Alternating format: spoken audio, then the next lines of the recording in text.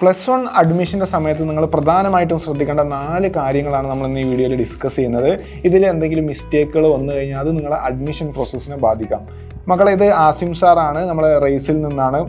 അപ്പോൾ അതിൽ ആദ്യം പ്രധാനമായിട്ട് നിങ്ങൾ ശ്രദ്ധിക്കേണ്ട, അഡ്മിഷൻ്റെ സമയത്ത് രജിസ്റ്റർ ചെയ്യാൻ നേരം നിങ്ങൾക്ക് ആക്റ്റീവ് ആയിട്ടുള്ള ഒരു മൊബൈൽ ഫോൺ ഉണ്ടാവണം, ഒരു ആക്റ്റീവ് ആയിട്ടുള്ള നമ്പർ വേണം. അപ്പം SMS വരാത്ത മൊബൈൽ ഫോണുകൾ, അല്ലെങ്കിൽ റീചാർജ് ചെയ്യാത്ത മൊബൈൽ ഫോണുകൾ, അല്ലെങ്കിൽ പണ്ടെപ്പോഴോ യൂസ് ചെയ്യുന്ന ഈ സമയങ്ങളിൽ യൂസ് ഇല്ലാത്ത, അല്ലെങ്കിൽ നിങ്ങൾ അധികം ശ്രദ്ധിക്കാത്ത മൊബൈൽ നമ്പറുകളൊന്നും കൊടുക്കരുത്. കാരണം ഈ മൊബൈൽ നമ്പറിലേക്കായിരിക്കും നിങ്ങൾ ഈ രജിസ്റ്റർ ചെയ്യുന്ന ഒരു മൊബൈൽ നമ്പറിലേക്കായിരിക്കും ഫർദർ ആയിട്ടുള്ള അപ്ഡേറ്റ്സുകളും OTPയും കാര്യങ്ങളൊക്കെ വരും. അപ്പോൾ നിങ്ങൾ ഒന്നെങ്കിൽ പാരൻസിൻ്റെ, അച്ഛൻ്റെ, അമ്മയുടെ, അല്ലെങ്കിൽ നിങ്ങൾ എപ്പോഴും യൂസ് ചെയ്യുന്ന ആക്റ്റീവ് ആയിട്ടുള്ള ഒരു നമ്പർ കൊടുക്കാൻ വേണ്ടി എല്ലാവരും എന്ത് ചെയ്യണം, ശ്രദ്ധിക്കണം. കൂടെ തന്നെ നിങ്ങൾ കൊടുക്കുന്ന ഇമെയിൽ ID വളരെ ഇമ്പോർട്ടൻ്റ് ആണ്. ഇമെയിൽ ID എന്ന് പറഞ്ഞാൽ ഇപ്പോൾ നിങ്ങൾ ചിലപ്പോൾ നിങ്ങൾക്ക് വേണമെങ്കിൽ വീട്ടിൽ നിന്ന് രജിസ്ട്രേഷൻ ചെയ്യാം, അല്ലെങ്കിൽ തൊട്ടടുത്തുള്ള ഇൻ്റർനെറ്റ് കഫേ, അക്ഷയ കേന്ദ്രങ്ങളിലൊക്കെ പോയിട്ട് നിങ്ങൾക്ക് രജിസ്ട്രേഷൻ ചെയ്യാം. അപ്പം അവിടെയൊക്കെ പോയി ചെയ്യുന്ന കുട്ടികൾ നമ്മൾ മെയിൽ ID കൊടുക്കാൻ നേരം അവിടെയുള്ള ഏതെങ്കിലും ഒരു സ്റ്റാഫിൻ്റെ മെയിൽ ID ഒന്നും കൊടുക്കരുത്. കാരണം ആ മെയിൽ IDയിലേക്ക് തന്നെയായിരിക്കും ഫർദർ ആയിട്ടുള്ള അപ്ഡേറ്റ്സും കാര്യങ്ങളൊക്കെ വരും. അപ്പോൾ നിങ്ങൾ യൂസ് ചെയ്യുന്ന, അല്ലെങ്കിൽ നിങ്ങളെ പാരൻസിൻ്റെ അല്ലെങ്കിൽ നിങ്ങളെ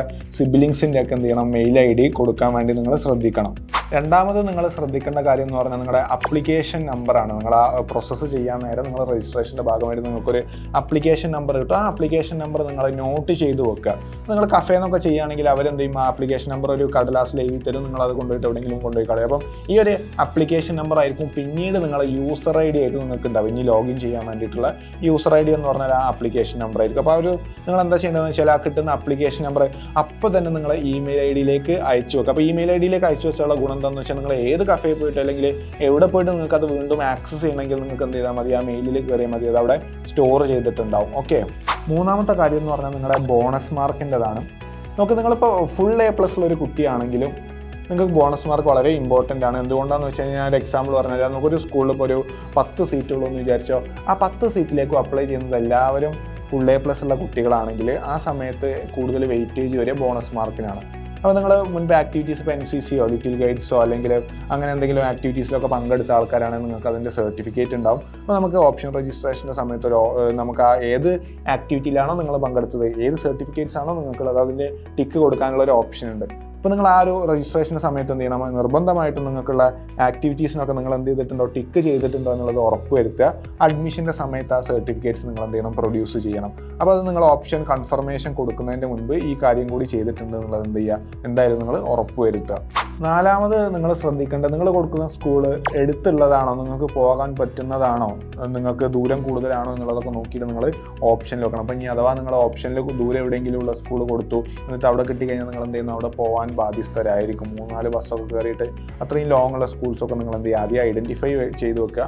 അതിനനുസരിച്ച് നമ്മൾ എന്ത് ചെയ്യണം, ഓപ്ഷൻ കൊടുക്കണം. അപ്പോൾ നിങ്ങൾക്ക് എല്ലാവർക്കും അറിയാം. അപ്പോൾ നിങ്ങൾ ഈ കാര്യങ്ങളൊക്കെ നിങ്ങൾ നോട്ട് ചെയ്ത് വെച്ചാൽ മതി. നമ്മളെ രജിസ്ട്രേഷനും കാര്യങ്ങളൊക്കെ 25th ശേഷമായിരിക്കും തുടങ്ങുക. അപ്പോൾ അതൊക്കെ എല്ലാവർക്കും അറിയാം. നിങ്ങൾ എന്ത് ചെയ്യുക, ഈ പറഞ്ഞ കാര്യങ്ങളൊക്കെ നിങ്ങൾ നോട്ട് ചെയ്ത് വെക്കുക. പിന്നെ അതേപോലെ കുറേ കുട്ടികൾക്ക് ഡൗട്ട് ഉണ്ട്. അപ്പോൾ റീവാലുവേഷൻ്റെ റിസൾട്ട് ഒന്നും വന്നിട്ടുണ്ടാവില്ല. അപ്പോൾ റീവാലുവേഷൻ അതിൻ്റെ മുൻപ് വരുമോ, അല്ലെങ്കിൽ രജിസ്ട്രേഷൻ കഴിഞ്ഞിട്ട് റീവാലുവേഷൻ വന്നു കഴിഞ്ഞാൽ എൻ്റെ മാർക്കിൽ വന്ന ചേഞ്ചസ് ഒക്കെ അപ്ഡേറ്റഡ് ആവുമോ. അപ്പം റീവാലുവേഷൻ നമുക്ക് എക്സ്പെക്ട് ചെയ്യാൻ പറ്റുന്നത് അറൗണ്ട് 25th ഈ മാസം, മെയ് മാസം 25 കൂടെ തന്നെ റീവാലുവേഷൻ റിസൾട്ടൊക്കെ വരുന്നതായിരിക്കും. ഇനിയിപ്പോൾ അഥവാ അത് ലാഗായി അതിൻ്റെ മുൻപ് നമ്മുടെ രജിസ്ട്രേഷനൊക്കെ സ്റ്റാർട്ട് ചെയ്താലും നിങ്ങൾ പേടിക്കേണ്ട. നിങ്ങളുടെ റീവാലുവേഷൻ റിസൾട്ട് വന്നു കഴിഞ്ഞാൽ അത് ഓട്ടോമാറ്റിക്കായിട്ട് കുട്ടികളുടെ പ്രൊഫൈലിലേക്ക് അത് മാർക്സ് അപ്ലോഡഡ് ആയിരിക്കും. അപ്പോൾ അതിനെക്കുറിച്ചൊന്നും നിങ്ങൾ വറീഡ് ആവണ്ട കേട്ടോ. ഓക്കെ. അപ്പം ഇനി കൂടുതൽ ഇതേപോലെ അറിവുള്ള ഇൻഫർമേഷനുമായിട്ട്, അല്ലെങ്കിൽ നിങ്ങളുടെ സ്കൂൾ പഠനവും രജിസ്ട്രേഷനൊക്കെ ആയി ബന്ധപ്പെട്ട ഇൻഫർമേഷനായിട്ട് ഞങ്ങൾ റേസിൻ്റെ ടീം വീണ്ടും വരുന്നതായിരിക്കും. അപ്പോൾ എന്ത് ചെയ്യുക, നിങ്ങളെല്ലാവരും ഫോളോ ചെയ്ത് വെക്കുക. Okay, thank you.